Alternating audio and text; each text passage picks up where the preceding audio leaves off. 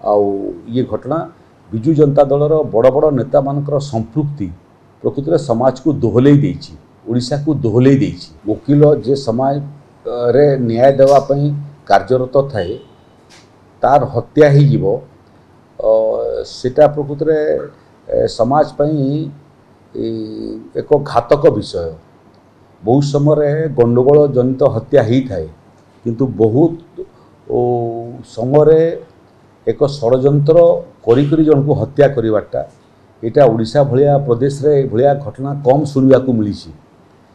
पैसा देकरी आतताई को भड़ारे आनिबा एवं शार्प शूटर को बिहार रु आनिकरी गंजाम जिले में नियोजित करवा गोटे वकील को मारिबा ये भलिया षड्यंत्र प्रकृत में धीरे धीरे धीरे धीरे ओडिशा को मध्य प्रभावित करवाटा आरंभ करिछि एवं सेतिरे पुणी राजनीतिक दलर नेता मानकर संपर्क पूर्वतन विधायकों संपर्क पूर्वतन मेयर को संपर्क सूचौछि जे धीरे धीरे धीरे धीरे राजनीति मध्य अपराधीकरण हेबारे लागिलानी।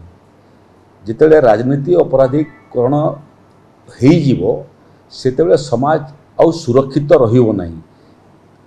ब्रह्मपुर पुलिस एवं ओडिशा पुलिस को धन्यवाद देवा कथा जे समय लागिला किंतु समय लागिबा सत्वे जो भाव में से तदंत कले से कलिकता बिहार एवं भिन्न भिन्न प्रदेश रे जोठी ये षड्यंत्र चेर लंबा लगी से पर्यंत पहुँचवा शार्प शूटर मान को बिहार गिरफ करवा जो मैंने षड्यंत्र भिईथिले जो मैंने टंका देइथिले शार्प शूटर मान को भड़ारे आनिया पई एवं जो मैंने ये षड्यंत्र भिईथिले जड़े आग धाड़ीर वकील को हत्या करने से सफलता ओडिशा पुलिस ब्रह्मपुर पुलिस को बहुत बहुत धन्यवाद।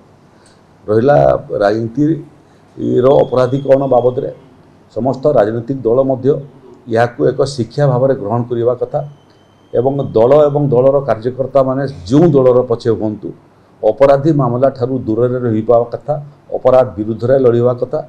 आउ ये घटना विजु जनता दलर बड़ बड़ नेता मानकर संपृक्ति प्रकृत में समाज को दोहलई देछि, ओडिशा को दोहलई देछि। आमे आशा करिबु जे आकु राजनीतिक दलर नेता माने मध्य सचेतन रहिबे एवं दलर कार्यकर्ता मानकर अपराध संगे संपर्क ठारू निज को दूर रहिबे एवं अपराधी लोक मानकु राजनीतिक दल रे स्थान देबे नहीं। जदि कोनसी जिनिस रे आपण यदि स्वीकार न करिवे मु पूरा गंजाम एसपी पूरा प्रेस कॉन्फ्रेंस में शुणुली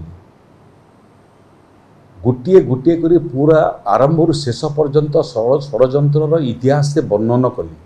तेरे एभली किसी गुरुत्वपूर्ण खबर देखा चाहती आम चैनल को लाइक सब्सक्राइब और शेयर करें।